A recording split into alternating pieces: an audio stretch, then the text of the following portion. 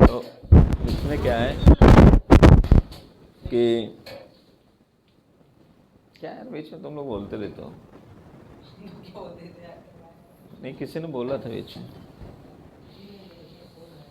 नहीं, फ़ोन तो आया था बीच में, कोई डिस्टर्ब बोला था। हाँ, वही वही डिस्टरबेंस कहते हैं हिंदी में।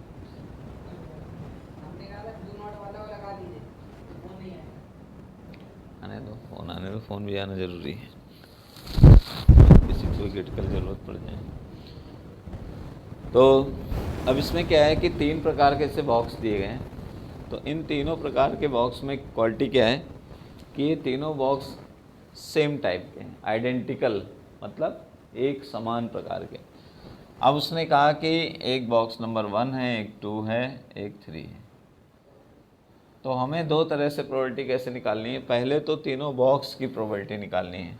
तो पहले बॉक्स की प्रोबेबिलिटी को E1, दूसरे को E2 और तीसरे को E3 कहते हैं। तो प्रोबेबिलिटी निकालेंगे तो PE1, फिर PE2, फिर PE3, ऐसे आइडेंटिकल है, इसलिए तीनों की प्रोबेबिलिटी बराबर है। तो क्यों? क्योंकि तीनों का टोटल करेंगे तो अपॉन में 3 आएगा, और 3 में से किसी एक बॉक्स को लेंगे तो 1/3। अगर पहले की प्रोबेबिलिटी निकालेंगे पहले बॉक्स की तो 1/3, दूसरे की निकालेंगे तो भी 1/3, तीसरे के निकालेंगे तो भी 1/3। तो ये ध्यान रखना है, आइडेंटिकल बॉक्स है इसलिए। ठीक है, क्या हो गया?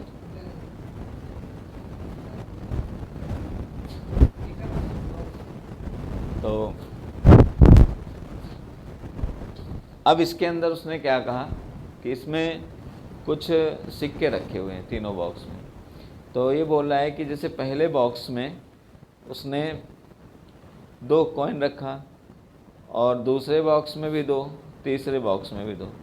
तो कह रहा है पहले बॉक्स में उसने 2 सोने के सिक्के रखे। कैसे? 2 गोल्ड कॉइन।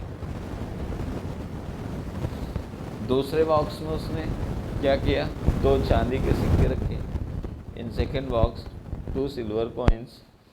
तो इसमें 2 सिल्वर कॉइन्स रखा।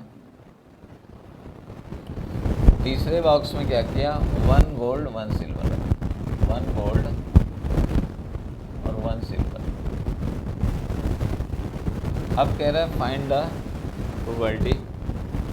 तो इसमें प्रोबेबिलिटी निकालने के लिए कह रहा है, साथ में ये कह रहा है कि जो उसमें से कॉइन निकाला जाएगा वो सोने का सिक्का हो।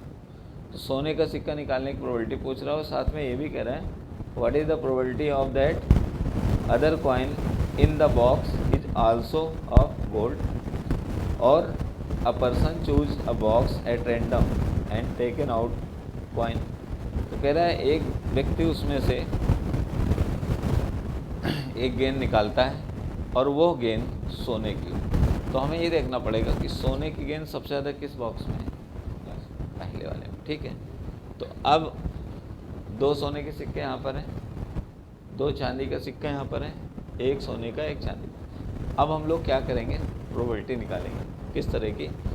Conditional probability. अब हम देख रहे हैं कि पहले वाले बॉक्स में इसको कहेंगे PA/E1।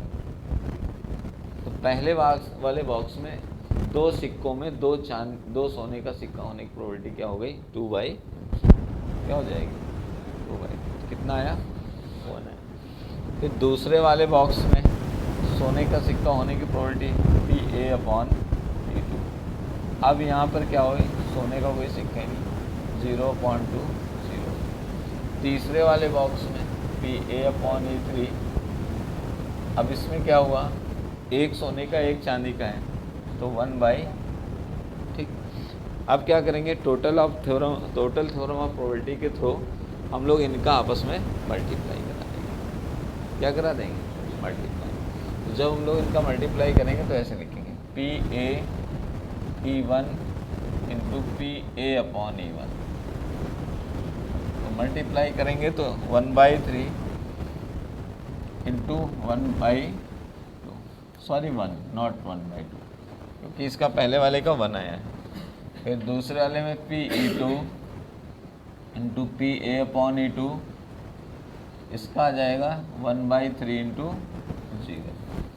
तीसरे वाले का करेंगे PE3 into P A upon E 3, तो इसका आ जाएगा 1/3 इंटू 1/, ठीक है। अब हमें क्या करना है कि कह रहा है प्रोबेबिलिटी बताइए कि जिसमें सोने के ही सिक्के हों। सोने के सिक्के किस वाले बैग में हैं सबसे ज़्यादा? पहले वाले में, तो उसको ऊपर लिख देंगे। तो इसके लिए बेयस थ्योरम के द्वारा जाएंगे।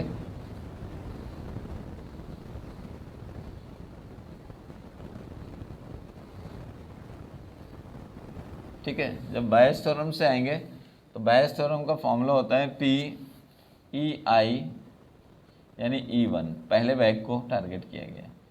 तो पहला बैग कौन है? ये, इसको ऊपर रखिए, PE1 into P A upon E1। Sir अगर दूसरा होता तो PE2 ले। हाँ ठीक है, अपॉन में अब इन तीनों का total PE1 PA upon E1, बाद में कैलकुलेशन रख देंगे, plus PE2 PA upon E2